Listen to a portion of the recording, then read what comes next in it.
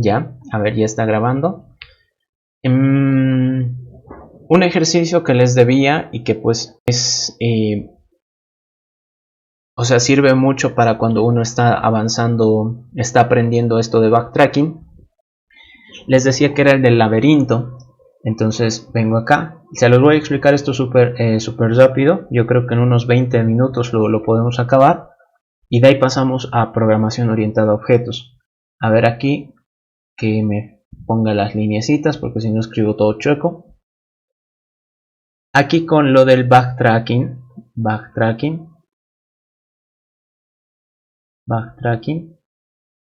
vamos a hacer un ejercicio del laberinto. Espero que no hayan hecho esto, ¿no? Si han hecho esto con el listen, me interrumpen nomás, me avisan para que cambie a otro ejercicio, ¿no? Ya. Entonces, el ejercicio del laberinto. Nosotros, pues, bueno, al menos si ustedes han tenido una infancia como la mía, en la que, yo creo que no, pero en la que su única distracción era agarrar el periódico y empezar a ver los crucigramas, empezar a ver el sudoku o los laberintos que suelen haber acá, ¿no? Yo lo digo más que todo porque yo acompañaba a mi abuelita al salón de belleza, o sea, ella me llevaba porque no había quien más me cuide, y entonces ella me llevaba al salón de belleza y como no había nada interesante que hacer, pues yo agarraba las revistas y empezaba a leer. No entendía un chorizo de lo que estaban hablando ahí, ¿no? En las revistas, que era de moda, que no sé qué, pero esto sí lo entendía porque era como un pequeño jueguito. Entonces, por lo menos con esto sí me podía entretener aunque sea un cacho. ¿Y cómo funciona esto? Pues ya digamos un laberinto ahí medio mal dibujado, pero pues se entiende la idea. Lo que significaba este laberinto es de que nosotros teníamos un punto de entrada, ¿no? Una entrada y una salida. Generalmente, ¿no? Después hay otras variaciones que pues tienen como 5 entradas y 10 salidas y son como 2 páginas de periódico, ¿no? Pero los que son normalitos van así. Entonces, ¿en qué consistía esto? Consistía en que nosotros entrando por el laberinto tratáramos de llegar a la salida, obviamente sin quedar encerrados. Y lo que sucedía, y esto también lo explicaba la anterior semana, es que generalmente cuando uno resuelve estos laberintos, a veces hasta con la vista y encuentra la solución. ¿Y cómo es que funciona eso? Básicamente con nosotros, si ya estamos un poquito acostumbrados a esto, girábamos con la mirada y empezábamos a seguir un camino a ver a dónde nos llevaba. Si quedábamos encerrados en algún momento, entonces es como que mentalmente nosotros decíamos, ah, ya ese camino no me sirve. ¿Qué hago? Doy una vuelta y sigo revisando, a ver qué más puedo conseguir. Si quedo, digamos, en algún momento encerrado, nuevamente pues puedo volver por donde he venido y sigo caminando y sigo caminando y sigo caminando. Si vuelvo a quedar encerrado en algún punto, pues vuelvo por donde he venido y escojo otro camino y llego a la salida. En este caso, cuando nosotros hablamos de backtracking, ¿dónde es que se aplica eso de backtracking? Backtracking, como ya les mencionaba la anterior semana, es básicamente como caminar hacia atrás.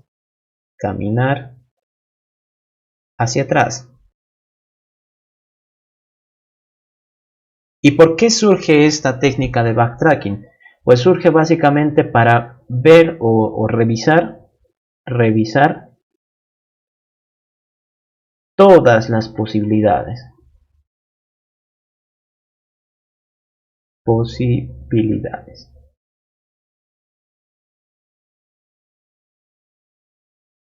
Es como cuando uno ha tenido un día de muy mala suerte, ¿no? Entonces, por decir, pues, yo qué sé, se ha ido a comer un almuerzo así súper delicioso y el rato que tiene que irse a su casa se da cuenta que no le alcanza el pasaje. Me ha pasado y me he tenido que prestar dinero de alguno de mis amigos. Entonces es ahí cuando uno dice, pucha, si no hubiera ido a comer ese almuerzo tan caro, si me hubiera comprado un sándwichito de la casa, me hubiera alcanzado el dinero.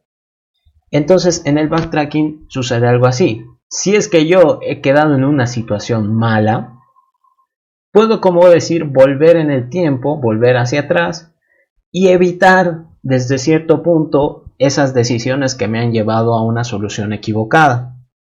¿Cuántos de nosotros no quisiéramos hacer eso, no? Sería bonito.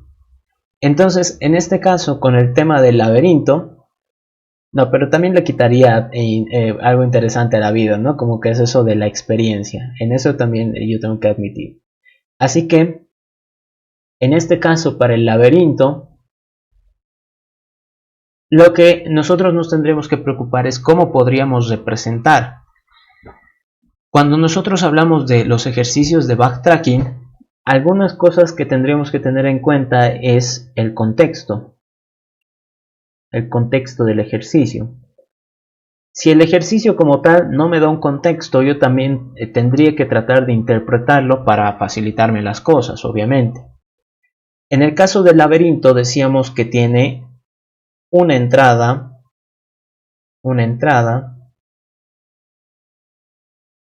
y una salida. Pero ¿qué es lo que sucede dentro del laberinto como tal? El laberinto, pues, tiene caminos por los cuales uno puede pasar, ¿no ve? Estos caminos libres. Y al mismo tiempo existen paredes que nos impiden el paso, obviamente. Si no, pues sería muy fácil, uno simplemente los atraviesa y llega hasta la salida, sería bonito. Entonces, aquí nos estamos dando cuenta que dentro del laberinto va a haber camino libre,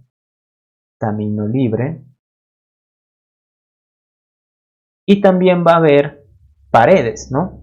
Pared, o el muro, como quieran llamarlo, ¿no?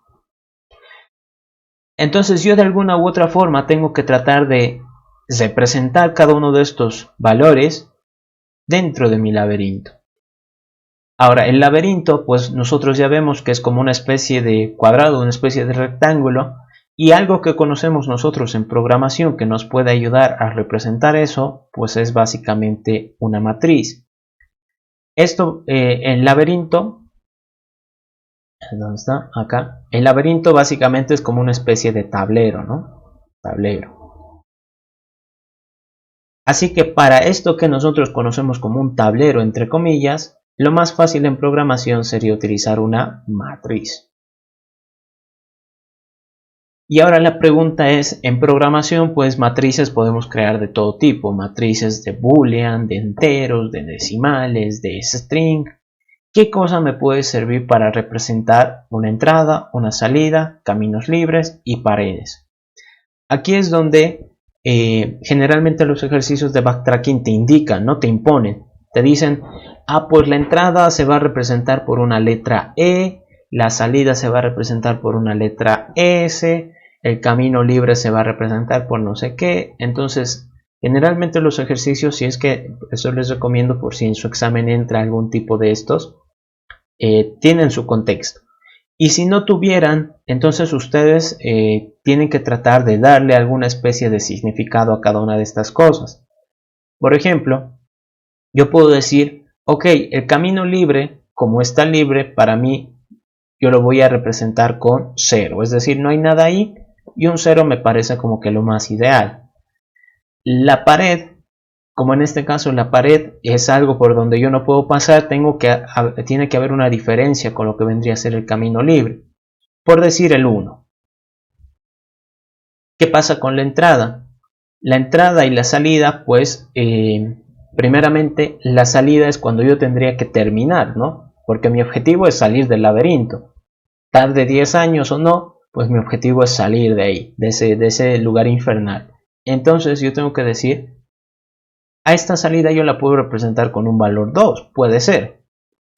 Y la entrada, y esto también les doy como sugerencia, ustedes entre menos se compliquen con los valores que agarren, va a ser mucho más fácil para ustedes.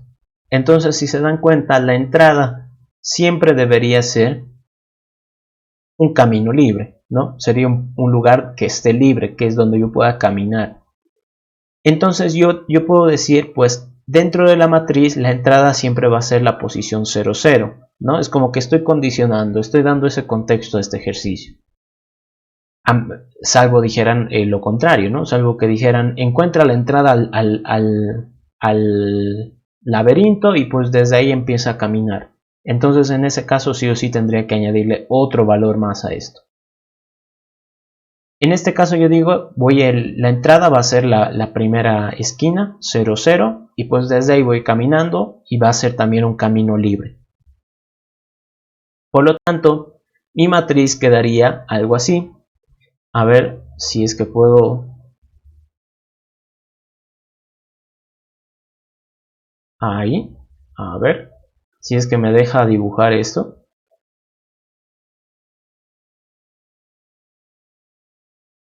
Ahí. A ver esto, pip.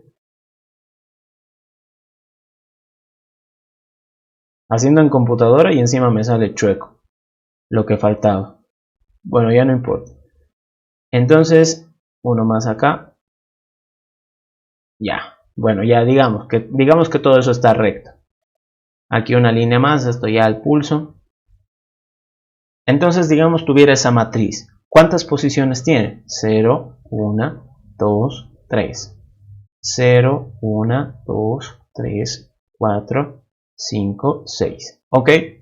Entonces, en este caso, digamos, ¿no? Esta posición está libre y pues yo sé que por acá es la entrada, 0, 0. Yo estoy dando ese contexto ahorita. Y voy a decir que mi salida, que vale un 2, va a estar acá. Esta es mi salida, ¿no? Entonces esta es la salida. Y acá en medio voy a poner lo que vendrían a ser los obstáculos. Digamos acá 1, 1, 1, 1, 1, 1, 1, 1, 1, 1. Y esto es camino libre. 0, 0, 0, 0, 0, 0, 0, 0, 0, 0, 0, 0, 0, 0, 0 y un 0 más. Ahí está. Entonces ese es el laberinto. Un poco simple, ¿no? Y van a disculpar si se escuchan de fondo los perritos, pero pues alguien está pasando por la calle y se les ocurre ladrar y aullar a este momento. Entonces digamos este es el laberinto y lo que se quiere es ver si desde esta posición se puede llegar hasta la salida. A ver si es posible. Entonces, ¿cómo va a funcionar? ¿Cómo es que funciona el backtracking? El backtracking es básicamente como este pequeño dibujo que voy a realizar ahora. Lo voy a poner de color blanco. Nosotros en este caso estamos en una determinada posición, 0, 0. ¿Qué opciones tengo? Digamos que para este ejercicio los únicos movimientos que vamos a tener,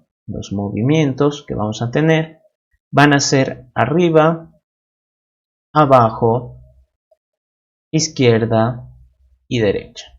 Esos son los únicos movimientos. Entonces, ¿qué va a pasar?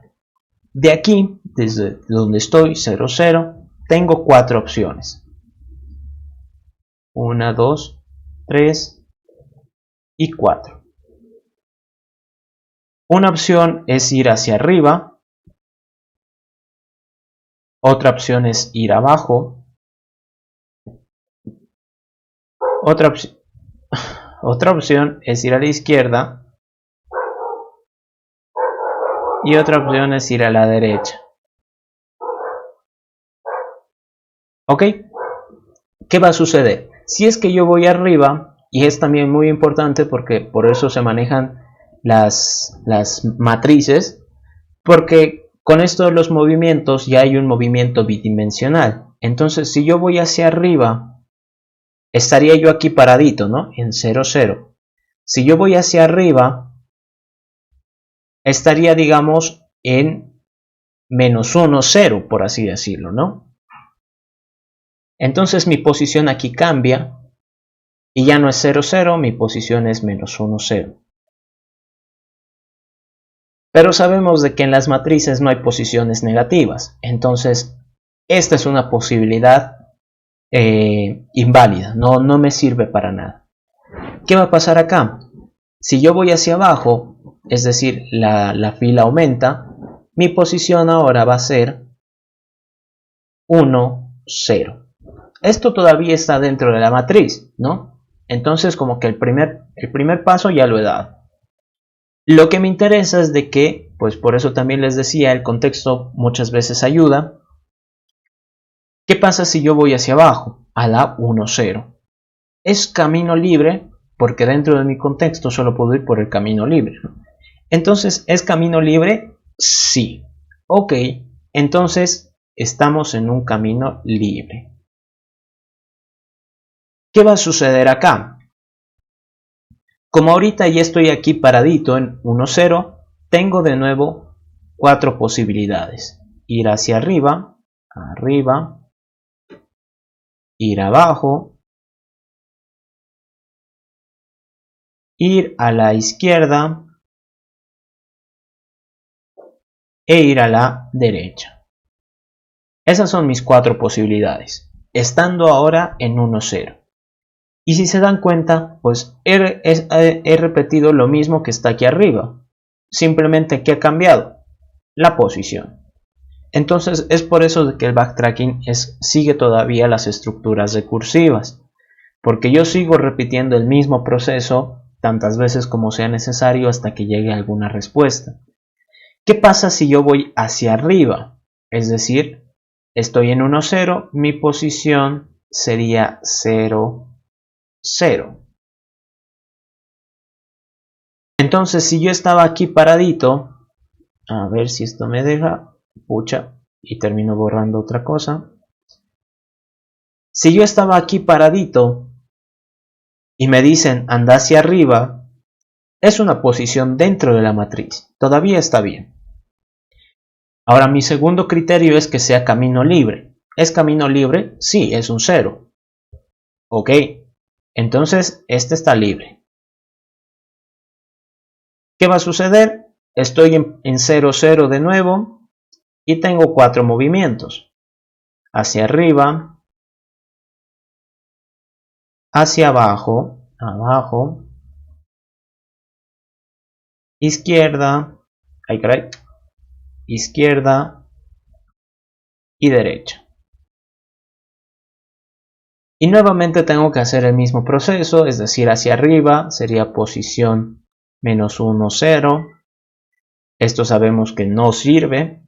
Si voy hacia abajo, sería posición 1, 0. Es decir, ya ha bajado una fila, la cual está libre. ¿Qué es lo que ha sucedido? Y de seguro muchos de ustedes ya se están, ya saben qué ha pasado. O bueno, tal vez ya se están preguntando por qué. Aquí el primer caso era cuando yo revisaba 0, 0, ¿no? Entonces tiene sentido. Es por donde empiezo y tengo 4 posibles movimientos. El primer movimiento que me ha generado por lo menos una esperanza, ¿no?, de llegar a la salida es 1, 0, la cual es una posición libre. ¿Qué pasa con los que, una vez que me muevo ahí, nuevamente tengo 4 posibles movimientos, arriba, abajo, izquierda, derecha? ¿Qué pasa si trato de ejecutar el primero? Y ojo, uno dirá, pero ¿por qué hacia arriba? ¿No? ¿Por qué no vas hacia otro lado? Es el punto de hacerlo recursivo. Si aquí yo he utilizado este orden, en el siguiente caso tiene que ser el mismo orden, ¿no? Porque si no, no sería ya recursivo, no sería repetitivo. Entonces aquí tengo que ejecutarlas en el mismo orden. ¿Qué va a pasar? Que cuando yo vaya hacia arriba, voy a terminar de nuevo en la misma posición. Acá, 0, 0 y 0, 0. Pero como es una posición libre, me permite el movimiento. ¿Qué va a pasar si estoy ahí de nuevo en el mismo lugar? Pues otra vez voy a detectar que un menos 1, 0 no se puede y otra vez voy a terminar en 1, 0. Aquí está, 1, 0. Y la historia se va a volver a repetir así infinitas veces, ¿no? Hasta que en algún momento pues la computadora explote. ¿Cómo es que yo puedo evitar eso? La forma de evitar eso muchas veces es con esto del contexto, es decir, en mi contexto hay algo que me impide el movimiento, en este caso la pared. Entonces yo obviamente no voy a construir un muro detrás de mí, pero puedo decir como que, bueno, imaginariamente ahí hay un muro, yo no puedo volver por ahí, y así me evito problemas.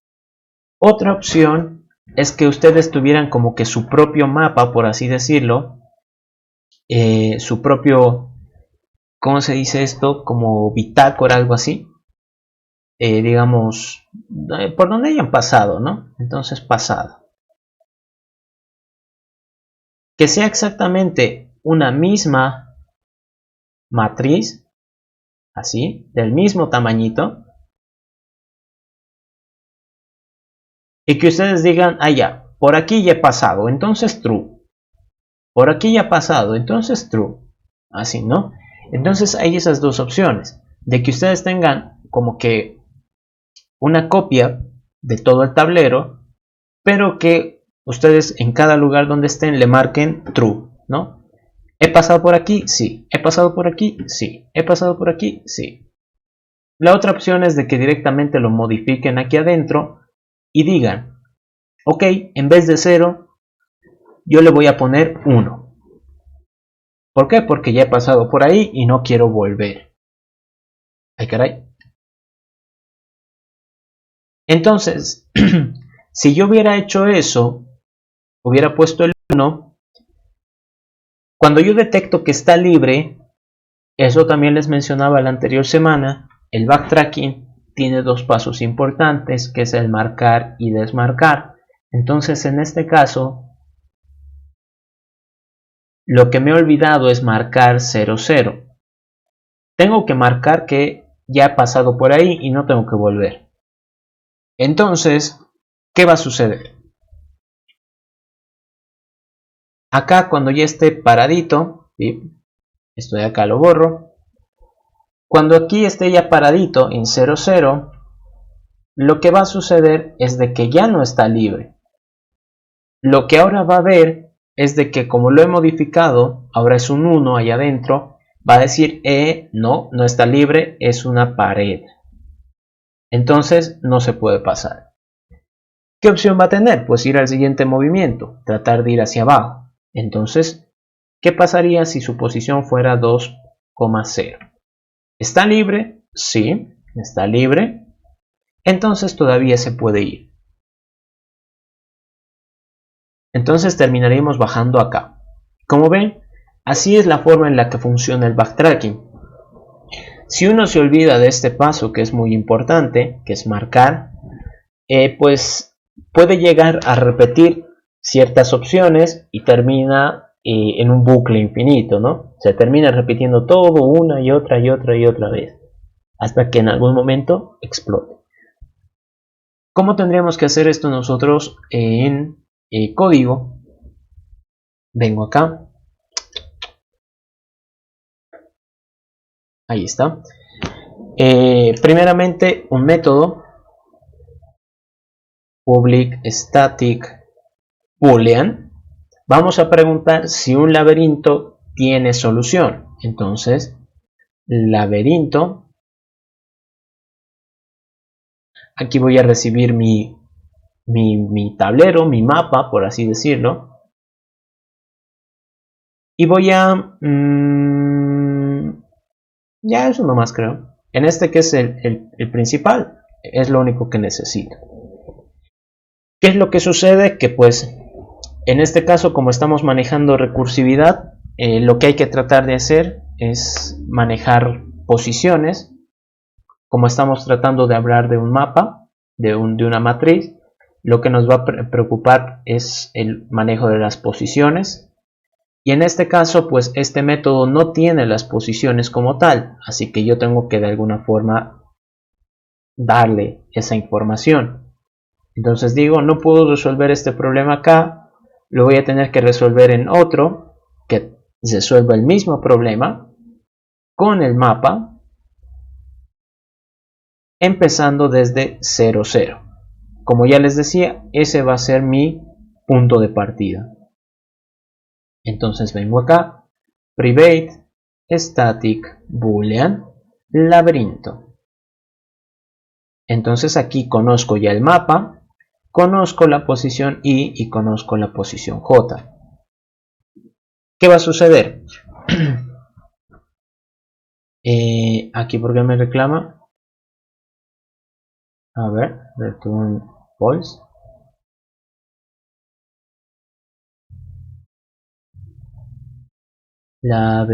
Bueno, aquí me he equivocado. Laberinto.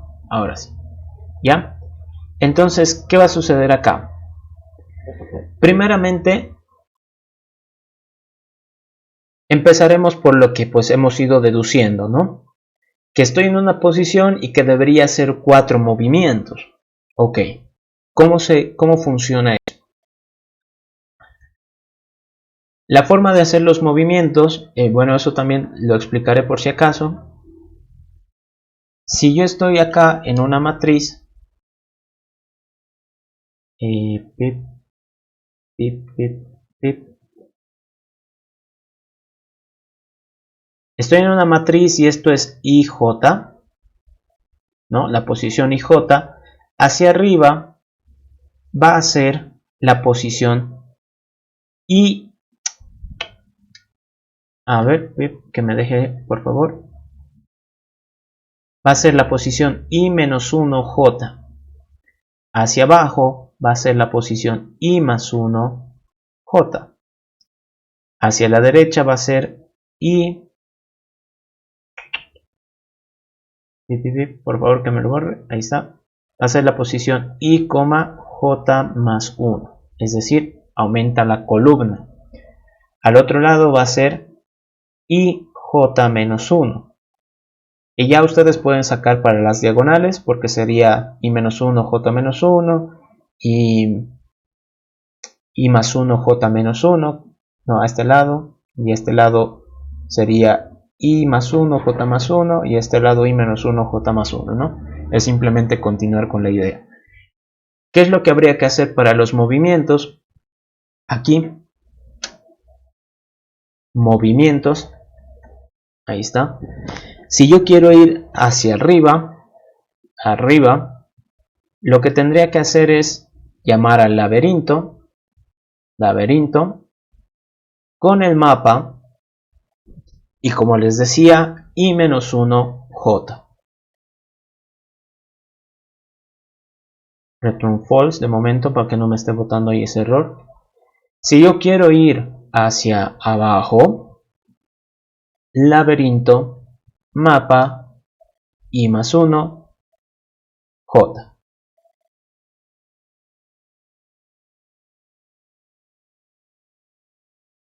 Si yo quiero ir hacia la derecha, laberinto, en el mapa, I, J+1. Si yo quiero ir a la izquierda, laberinto, mapa, I, J-1. Esos serían los 4 movimientos. ¿Ok? ¿De qué hay que preocuparse ahora? Pues primero, en este caso, eso también se los mencioné en algún momento, este se supone que es un método recursivo. Entonces, lo que responde a este método recursivo es un boolean. Significa que cada una de estas llamaditas, cada una de estas líneas que nosotros hagamos, va a tener su propia respuesta. ¿Qué es lo que va a suceder? Que yo tendría que controlar si es que alguna de ellas ha llegado a la solución, si es que alguna de ellas ha tenido éxito. ¿Y cómo sabría yo si es que alguna de ellas ha llegado a la salida? Pues si digo, el mapa en la posición I, posición J, es un 2, es decir, ay caray, es decir, llegó a la salida. Si me dice que sí, si es que he podido llegar hasta acá, entonces return true, significa que he tenido éxito. Return true. Si por el contrario me he topado con un muro, Entonces, pues no he tenido éxito, me he chocado, ¿no? Estoy encerrado, por así decirlo, no puedo ir en esa dirección. Si no había sido ni un 2, que es la salida, ni un 1, que había sido un muro, una pared, lo único que queda es que sea camino libre. Entonces es. Y si es camino libre, entonces significa que yo puedo realizar los movimientos. Ahí está. Ahí. ¿Qué es lo que va a pasar? Algo que yo les decía es de que es muy importante marcar una posición como que ya la has visto, ¿no? Ya no quieres volver ahí. Entonces aquí una parte importante es marcar posición. ¿Cómo es que lo marcas? El mapa en la posición I, posición J, va a ser un 1. Es decir, lo estoy volviendo una pared imaginaria. ¿Para qué? Para que ya no pueda regresar por ese camino, ¿no? Por ese lugar. Una vez que lo he marcado, pues voy revisando los posibles movimientos. Y una vez de que termino, un paso muy importante es desmarcar la posición. ¿Cómo lo desmarco? Pues depende mucho también del contexto de nuestro ejercicio. En este caso, acá yo tengo una condición que me dice si es un 2, es decir, si es la salida. Y acá yo tengo una condición que me dice si es un 1, es decir, si es una pared. La única opción que queda aquí adentro es que sea un 0. Entra solo si es un camino libre. Es decir, es lo único que me queda. Entonces, si yo lo estoy reemplazando por un muro, la forma de dejar todo como estaba antes de que yo lo hurgue es devolverle el valor que tenía, que era un 0. Eso. Igualmente, ustedes si quieren le pueden poner aquí la condición, pero, o sea, bajo las reglas que nos hemos puesto nosotros no es necesario. Y con eso terminamos. ¿Qué va a suceder? Que, como bien sabemos, y aquí lo decíamos también, pueden haber ciertos movimientos, como este. Si yo estoy en 0, 0 y trato de ir hacia arriba, me voy a salir de la matriz. Entonces, posiciones negativas no me sirven. ¿Qué pasa si yo estuviera, por ejemplo, acá, en la última posición, y trato de ir hacia abajo? Me voy a pasar. Entonces, yo tengo que controlar que solo se puedan hacer estas revisiones si es que la posición es válida. Si la posición no es válida, entonces significa que pues no tengo nada más que hacer. Si es válido en el mapa I, J, esto se puede hacer aquí adentro, o sea, adentro se lo puedo hacer directamente, pero lo pongo en un método aparte para que un poquito se note la diferencia. Todo esto lo quito.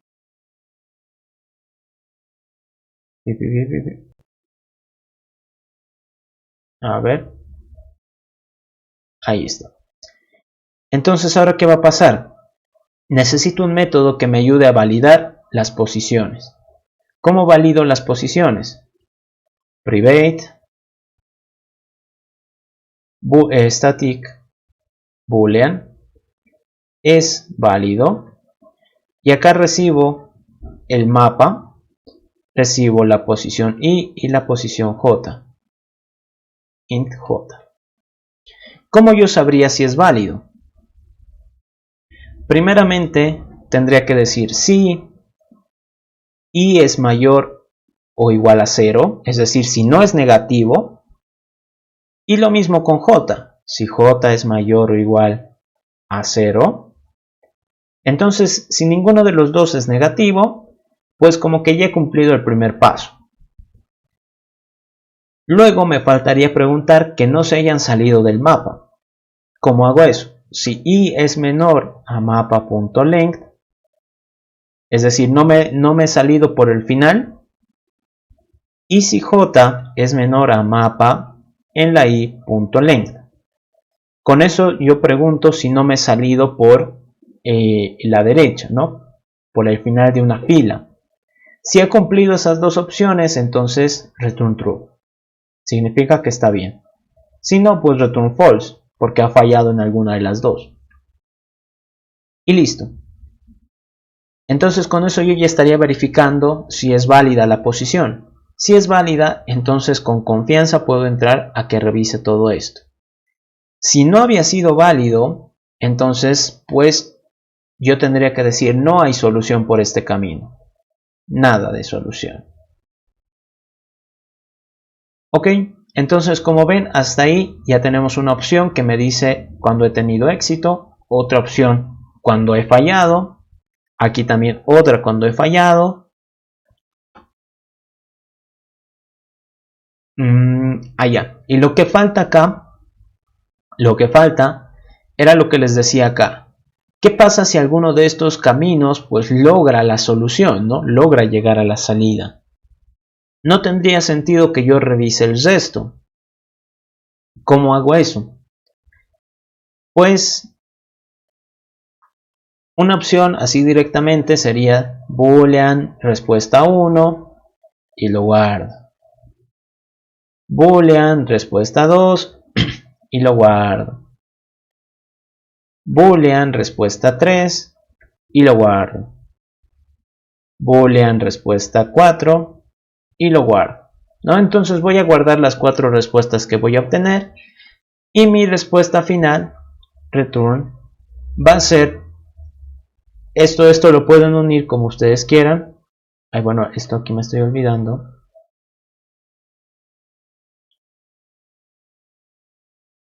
La respuesta que ustedes deberían dar es, si la respuesta 1 ha dado verdad, entonces respondo eso. Si ha dado falso, entonces puede que la respuesta 2 funcione. Si ha dado falso, entonces puede que la respuesta 3 funcione. Si ha dado falso, puede que la respuesta 4 funcione. Y si ha dado falso esa, pues entonces todo es falso, ¿no? Recuerden un poquito las clases de álgebra 1 con álgebra, bueno, con esto de las tablas de verdad, ¿no? Si tengo dos valores conectados por un o, ¿no? Por un operador o, la única forma en la que esto salga verdad es que alguna de las dos sea verdad. Lo mismo va a suceder a este otro lado. La única forma en que todo esto salga verdad es que alguna de las dos sea verdad. Y listo. Entonces con eso yo estaría diciendo, pues si he tenido éxito por la primera opción, entonces te respondo eso. Si no, preguntaré por la segunda. Si no, pues por la tercera. Y si no, pues por la cuarta. Algo así. Ya, creo que eso es todo. Creo que con eso ya está. Entonces aquí lo único que tendríamos que hacer, int mapa, que va a ser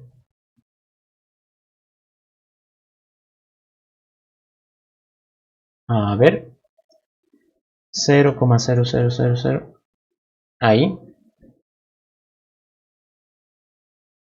ya. Entonces voy a tratar de hacer el mismo mapita que estaba al otro lado.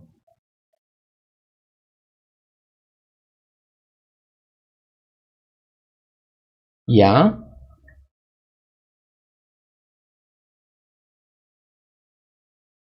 Y acá está la salida.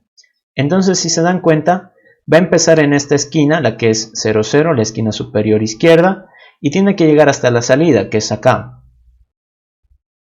Por lo tanto, si yo le digo system.out.println, quiero saber si tiene solución laberinto, y le paso el mapa, ¿no?, del laberinto. Entonces, a ver que ejecute. A ver, por favor. Ahí está. Me dice true. Tiene solución. Ahora, ¿qué sucedería si yo por el contrario pongo la salida bloqueada? Es decir, no hay camino posible para llegar a la salida por ninguno de los dos lados. Entonces, ejecuto.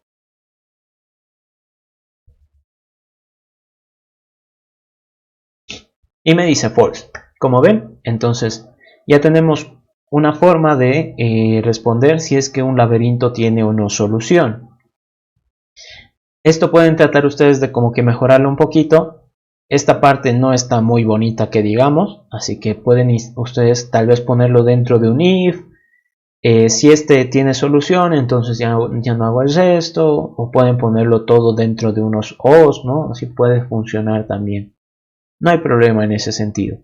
Pero ya está la parte difícil. Ya sabemos si soluciona o no un laberinto. ¿Qué sería lo interesante ahora? Sería interesante que pues en el laberinto detecte cuál es el camino más corto, es decir, el que le lleva menos cantidad de pasos. Si se dan cuenta acá, a ver, lo voy a explicar aquí en este. Ahí está. Si se dan cuenta, en este laberinto existe un camino que vendría a ser este, y existe otro camino que vendría a ser este, ¿no? Entonces hay dos caminos. ¿Cuál de ellos es el más corto? ¿Cuál de ellos sería el más rápido, ¿no? Entonces, para ese caso, lo único que habría que hacer es modificar el algoritmo para que aquí maneje un parámetro adicional que sean los pasos. Y listo. Entonces, en base a eso, ustedes van comparando y se quedan con el que lo haya hecho en menor cantidad de pasos. Y nada más. Ok, entonces, eso vendría a ser un poquito la explicación con el tema de backtracking. Aquí, como ven, hemos hecho un poquito de comparaciones con el tema de todo lo que hemos interpretado nosotros del ejercicio.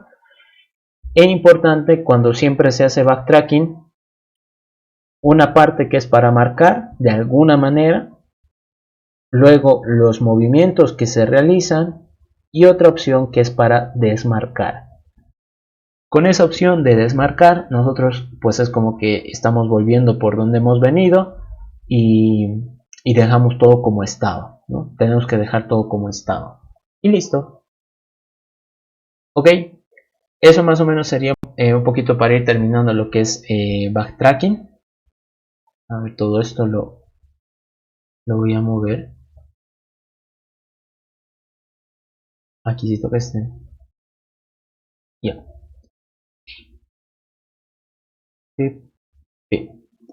Ahora, ¿qué tendríamos que hablar con lo de la programación orientada a objetos? A ver, voy a tratar de ser bien rápido porque es un tema bastante extenso. Programación orientada a objetos. Listo. Programación orientada a objetos. Entonces, ¿por qué esto es PO, no? PO, por si ustedes quieren buscar en internet algo de información. ¿A qué se refiere esto de programación orientada a objetos? Pues básicamente es de que nosotros analicemos objetos del mundo real y tratemos de identificar sus características y posibles comportamientos, habilidades que puedan tener. En el tema del diagrama de clases, por ejemplo, una de las cosas que se usa es diagrama de clases. Diagrama de clases. ¿Cómo funciona esto? Hay una especie de notación que se sigue con todo lo que vendría a ser tu esquema para resolver un problema, en el que en base a rectangulitos, acá, tú defines qué objetos estás representando del mundo real. Por ejemplo, si yo hablo de, yo qué sé, a ver qué tengo aquí cerca, mi celular, ¿no? Entonces, lo que tendrían que hacer ustedes es poner así como título lo que están representando y luego hacer como que dos divisiones. La parte de arriba, a ver, la parte de arriba viene a ser las características.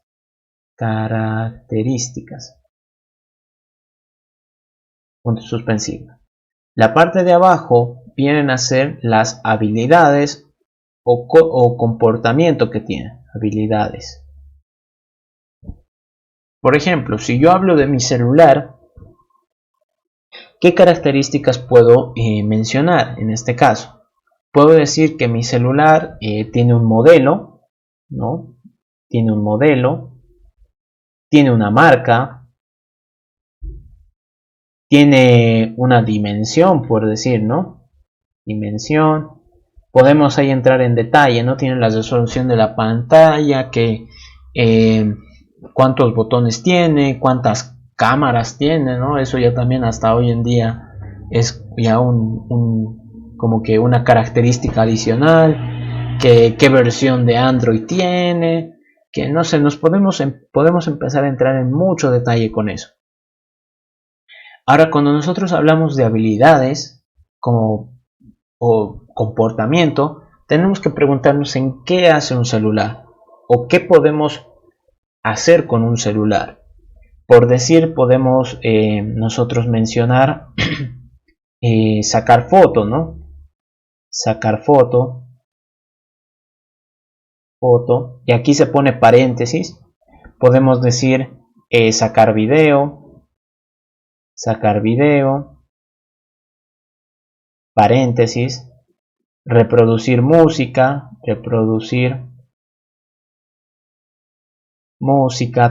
puntos suspensivos.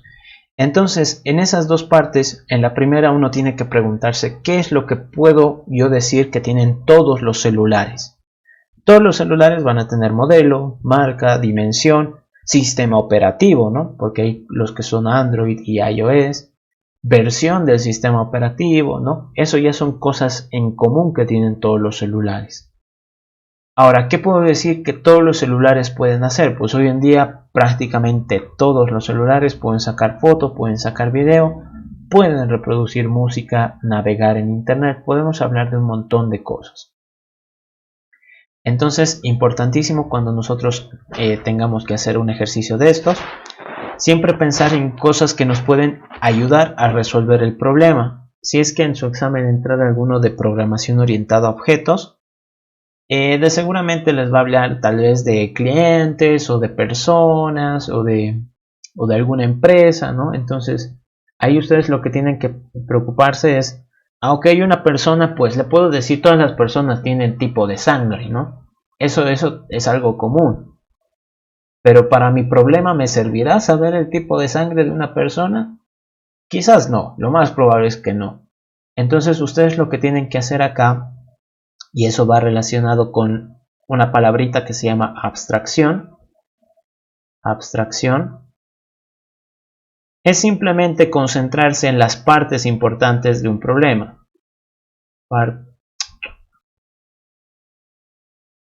Partes importantes.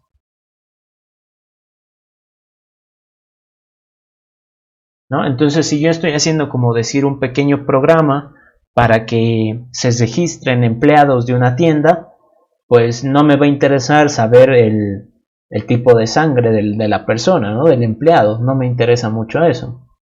O quizás sí, dependiendo en dónde estoy trabajando, ¿no? Tal vez es una farmacia, entonces puede que sí me sea útil, ¿no? O tal vez es parte de un hospital, entonces también puede ser útil. Así que depende mucho del contexto en el que estemos trabajando. Ahora, ¿cómo es que funciona esto? Diagrama de clases. ¿Qué viene a ser una clase?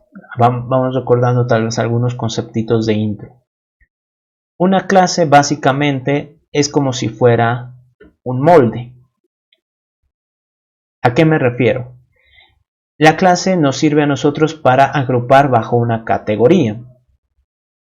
Entonces piensen ustedes cuando, por ejemplo, hablamos de tortas, ¿no?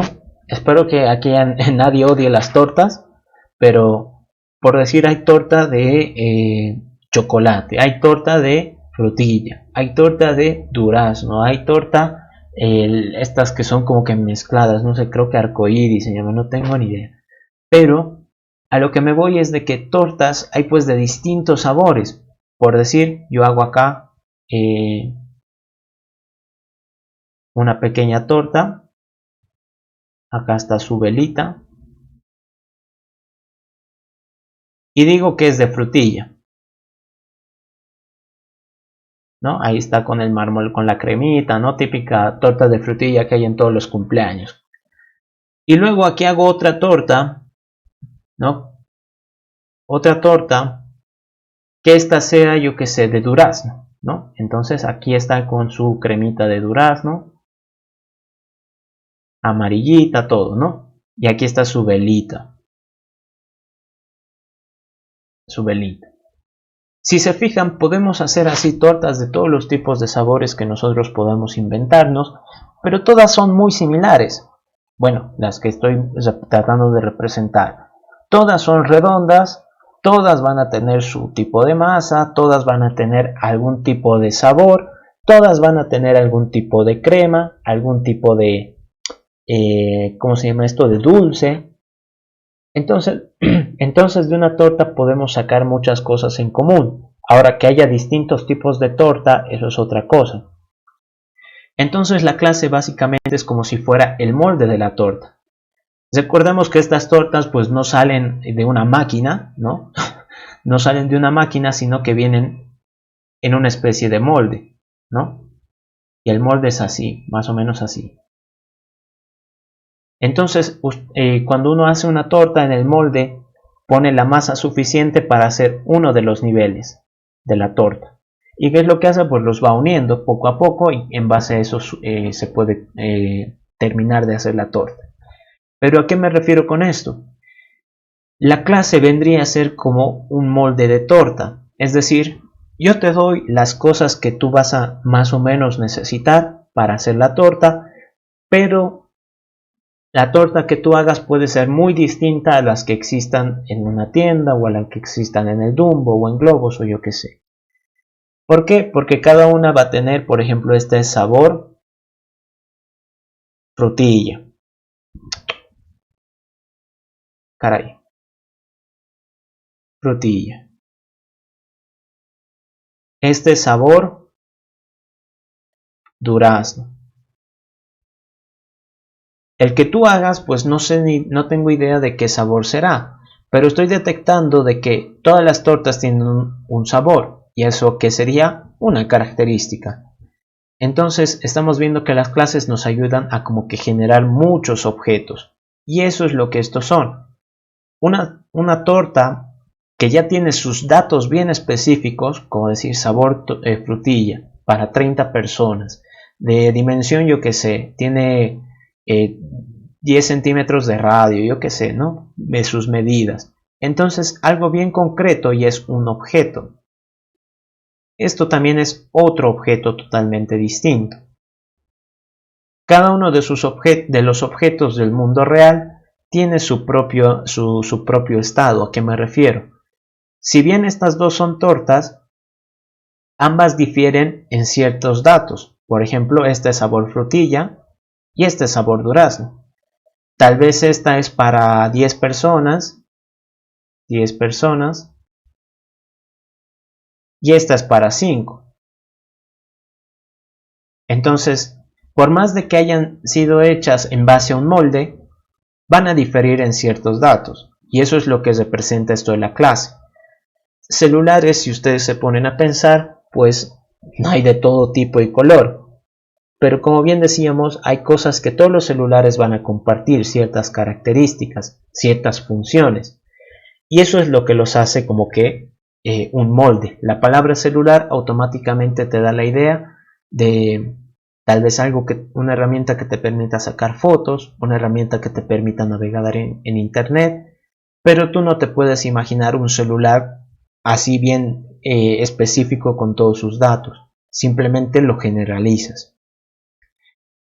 ¿Qué va a suceder? Que estas clases se pueden relacionar de cierta manera.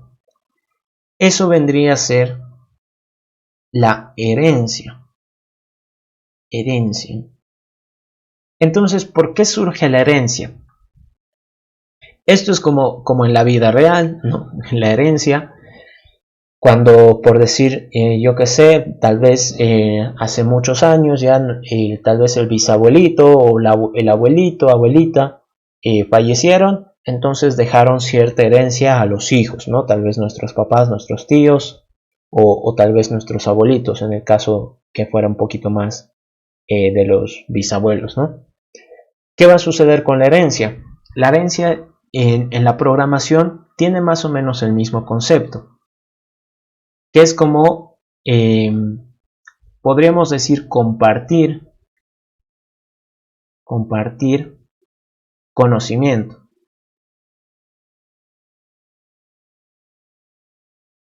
¿A qué me refiero con esto? Si mi abuelito sabía jugar al trompo, por decir, entonces él le ha enseñado a mi papá y mi papá me ha enseñado a mí, ¿no? Entonces me está heredando ese conocimiento, me está compartiendo un poco de su sabiduría. Ahora, ¿cómo podría ser esto en la programación? A ver, por ejemplo, algo que me puedo inventar en este caso. Uy, no se me viene nada a la mente. No se me viene nada a la mente.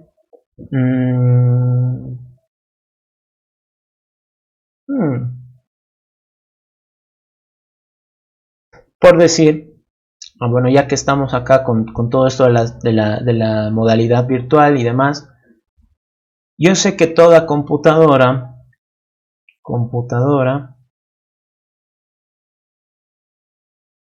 ¿no? Si yo tuviera acá una clase computadora, sé que esta clase computadora me va a permitir navegar por internet.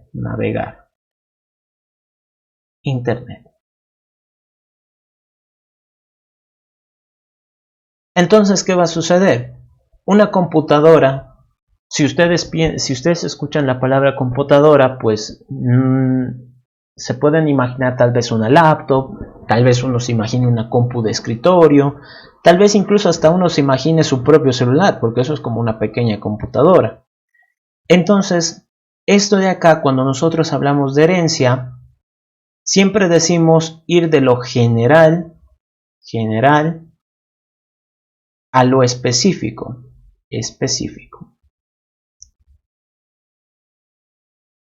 Entonces, ¿qué va a suceder? La palabra computadora es una palabra muy general. Puedo yo pensar muchas cosas y puedo totalmente diferir de mi compañero. Pero ¿qué es lo que sucedería si yo digo laptop?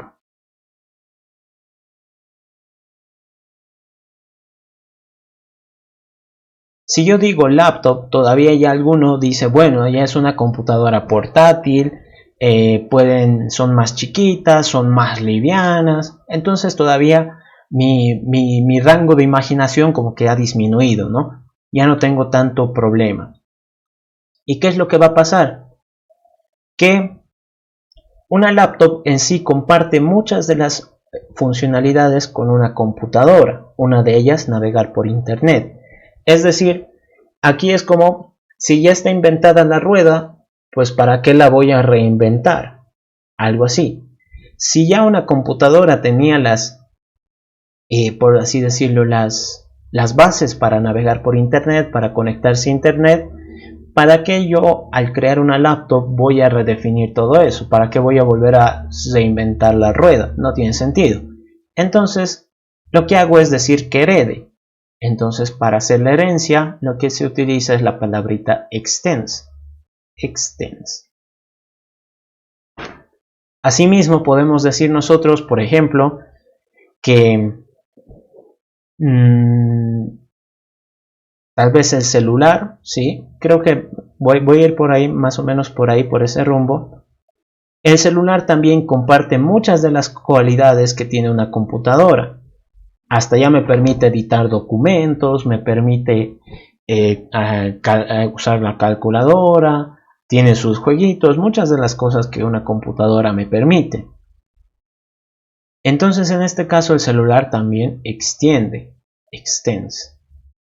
Es decir, la computadora le ha enseñado al celular cómo navegar por internet, la computadora le ha enseñado a la laptop cómo navegar por internet. Es decir, ellos ya no tienen que volver a hacer todo de cero. ¿Qué es lo que va a pasar? Cuando nosotros hacemos este tipo de jerarquía de herencia, una forma de entenderlo es pues tratar de ponerlo como en texto plano, como que si te estuvieran contando una historia, un cuento. Entonces yo digo laptop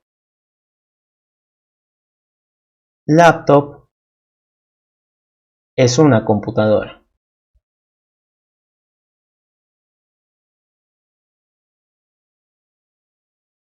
O sea, cumple con todas las bases que las computadoras tenían.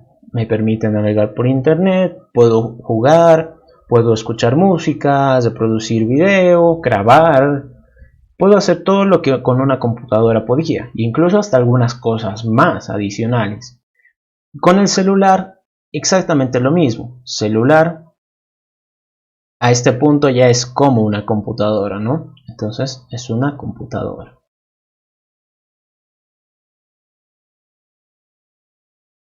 ¿Qué va a suceder? Que aquí yo estoy totalmente afirmando esto. Esto es una afirmación. Laptop es una computadora, celular es prácticamente ya una computadora. ¿Qué va a suceder en el sentido contrario? Yo desde aquí arriba no puedo especificar qué tipos de datos existen. Así que yo, si dijera computadora, y esto era lo que mencionaba hace rato, cuando yo digo la palabra computadora, de seguro alguno pensará en su laptop, de seguro otro pensará en su compu de escritorio. Tal vez uno dice, bueno, pues en la NASA usan computadoras súper buenísimas, a mí me gustaría una de esas. Entonces piensa en otro tipo de máquinas. Tal vez uno dice, bueno, en el celular yo hago todo lo de mi computadora porque no tengo computadora, pero el celular me sirve igual, ¿no? Puedo hacer todo allí. Entonces, si se dan cuenta, como decía, la palabra computadora es algo muy general. Y cuando nosotros decimos computadora podemos tener pensamientos muy distintos. Entonces, lo que sucede es que computadora, uno se puede imaginar una laptop. O tal vez otro dice, puede ser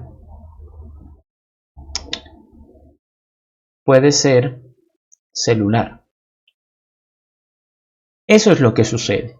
Cuando nosotros hablamos desde lo general, genera esa pequeña ambigüedad. Es decir, nosotros no estamos totalmente seguros.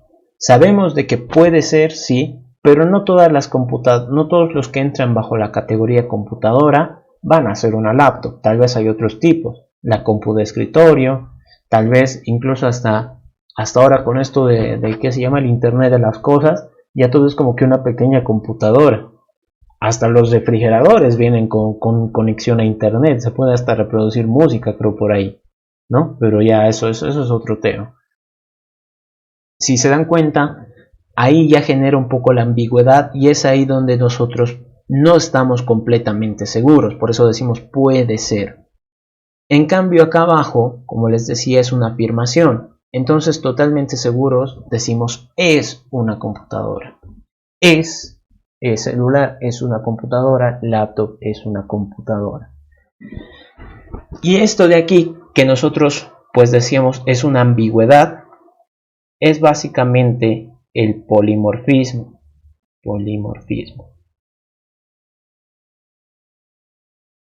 Que a través de una palabra, a ti se te ocurran muchos tipos distintos que puedan entrar bajo esa categoría. Por ejemplo, si yo dijera animal, de seguro uno dice, bueno, animal, puede ser un león feroz en la sabana africana. O tal vez uno dice animal, tal vez puede ser como que un hipopótamo ahí en una selva. O otro dice un rinoceronte. O tal vez uno dice, bueno, el perrito, que es también como que un animal doméstico, ¿no? Entonces, cuando ustedes detecten que una palabra genera mucha ambigüedad, o sea, se les puede venir a la mente muchos objetos del mundo real, significa que pues lo más probable es que sea un término muy general y que haya una jerarquía de herencia. Ahora, ¿qué sucede con el tema de los tipos de clases? Acá, con los tipos de clases. Los tipos de clases, básicamente existen las clases concretas, las clases abstractas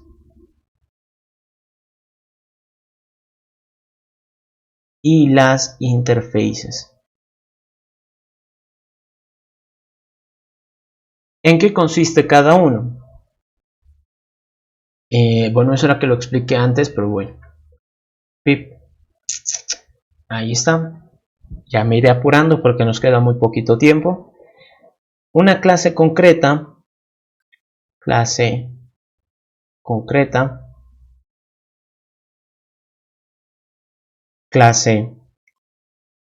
abstracta, interface.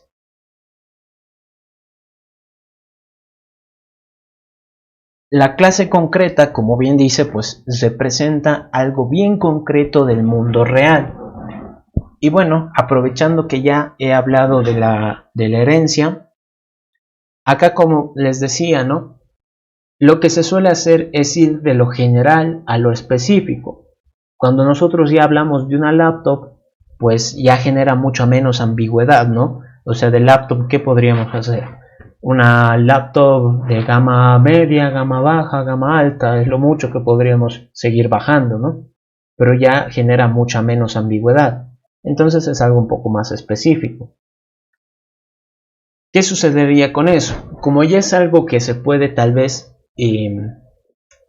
uno imaginar, ¿no? Algo bien concreto, uno puede decir laptop y pues piensa automáticamente en HP, en Asus, ¿no? Entonces la clase concreta sirve para eso, para clases específicas, es bien específico. ¿Qué características pueden tener las clases concretas? Yo les decía acá, cuando uno hace programación orientada a objetos, su intención sería representar un objeto del mundo real a través de una clase, que no es nada más que como un molde. Y decíamos, de las clases lo que nos interesa son sus características y habilidades. ¿Qué tiene todo celular, por ejemplo? ¿Y qué puedo hacer o qué puede hacer todo celular? En este caso, la clase concreta es algo bien específico y se pueden definir sus características.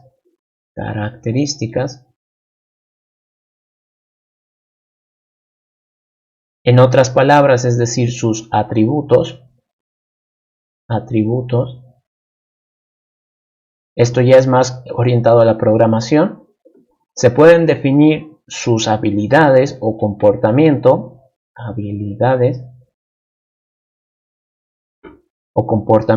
En otras palabras, métodos.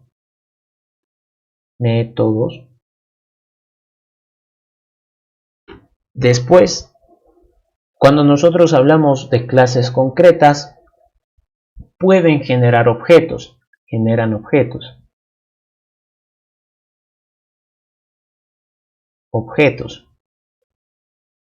¿A qué me refiero con esto? Cuando yo les decía, por ejemplo, la palabra animal, cada uno podría haber pensado cualquier tipo de animal que se le haya venido a la mente, ¿no?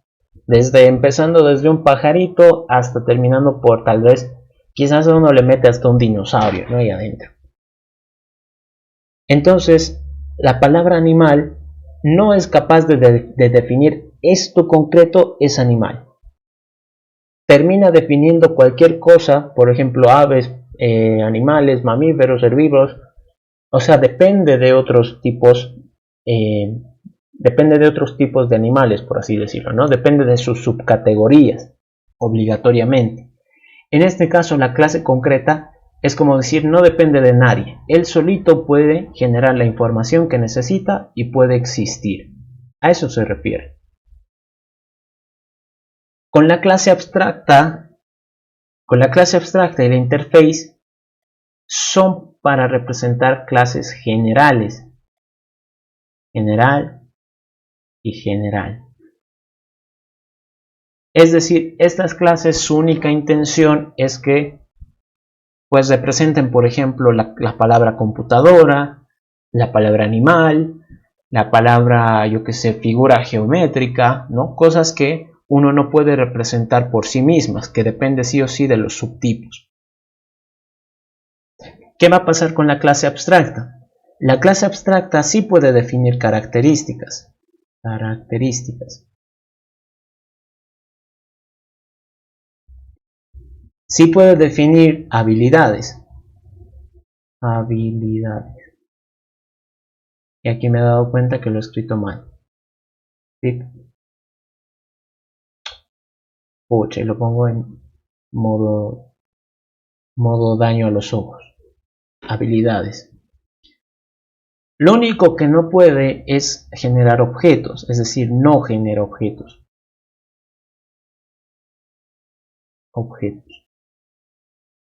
Y además tiene una cualidad adicional que tiene métodos abstractos. Ay, caray. Métodos abstractos. Ahorita voy a entrar un poquito más en detalle con eso. Quiero terminar con lo de la interface. La interface es mucho más estricta. En este caso, la concreta es como que puede existir, depende de sí misma, solita, y puede hacer lo que ella quiere. La clase abstracta ya tiene algunas limitaciones, es decir, puede tener sus características, puede tener sus habilidades, pero no genera objetos, no puede hacer existir ninguno de los objetos que quiera. La interface no tiene características, no, sus habilidades son muy limitadas. ¿Por qué? Porque ellos solo definen métodos abstractos. Métodos abstractos.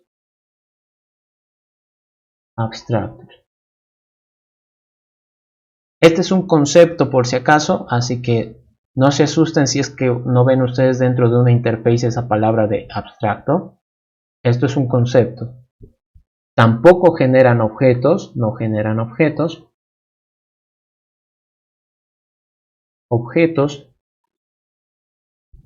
Y solo permiten constantes, solo constantes.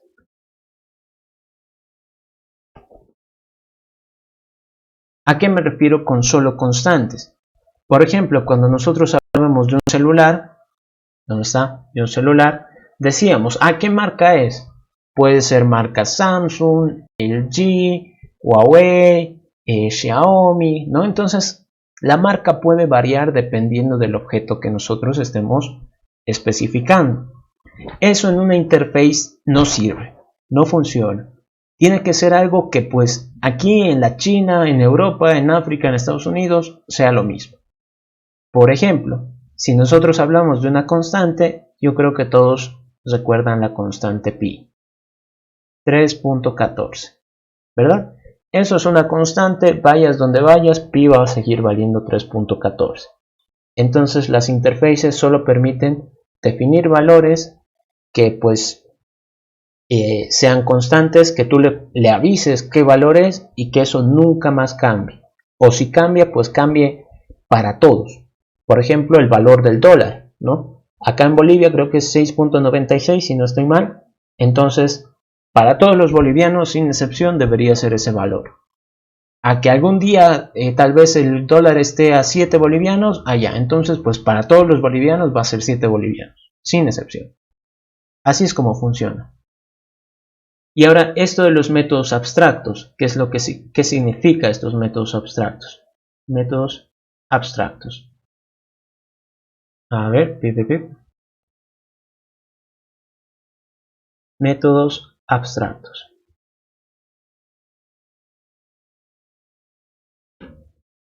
Básicamente esto, los métodos abstractos es una habilidad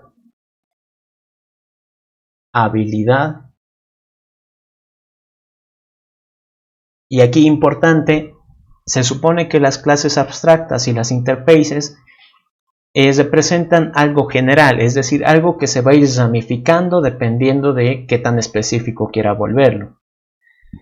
Entonces esto es una habilidad que todos los del tipo tienen, que todos los del mismo tipo tienen, los del mismo tipo tienen, pero no lo realizan de la misma manera, no lo realizan de la misma manera.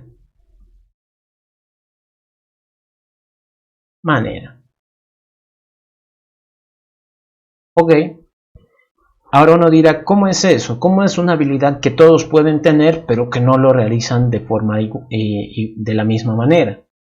Piensen ustedes en un círculo y piensen ustedes en un cuadrado. El círculo, su clase, digamos, ustedes han especificado ahí sus características. El cuadrado tiene base por altura, no base y altura. El círculo tiene un centro y un radio. Ok.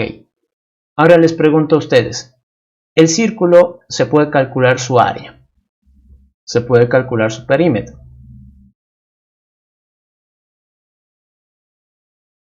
El cuadrado se puede calcular su área, el cuadrado se puede calcular su perímetro. Estoy detectando que aquí ambos realizan dos acciones iguales. ¿La realizarán de la misma manera? ¿Y ahora qué pasa si aquí en medio pongo un triángulo?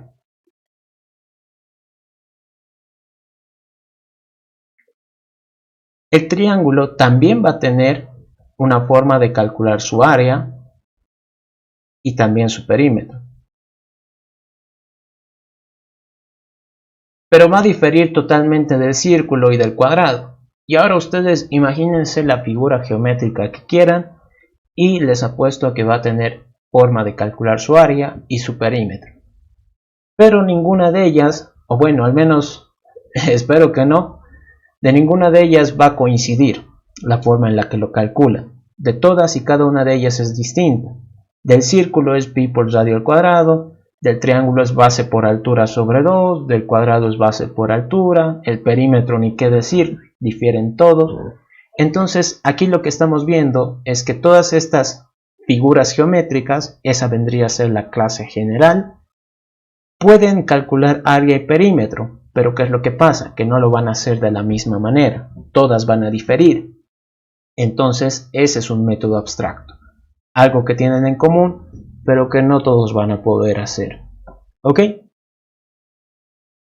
Bueno, pues ya se nos ha acabado el tiempo. No sé si tienen alguna consulta hasta ahí, queridos jóvenes.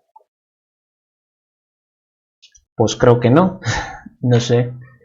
Igualmente, pues recordarles cualquier duda, consulta que tengan, me pueden escribir por Telegram y pues el dato que pueda les voy a escribir. Hoy día ha sido mi día más ocupado, así que si alguno me ha escrito, mil disculpas. Bueno, desearles mucha suerte en su examen, espero que les vaya súper bien y ya la siguiente semana yo creo vamos a ver la revisión de su examen, a ver cómo les ha ido. Bueno, eso sería todo jóvenes, nos vemos la siguiente semana. Un gusto, hasta luego.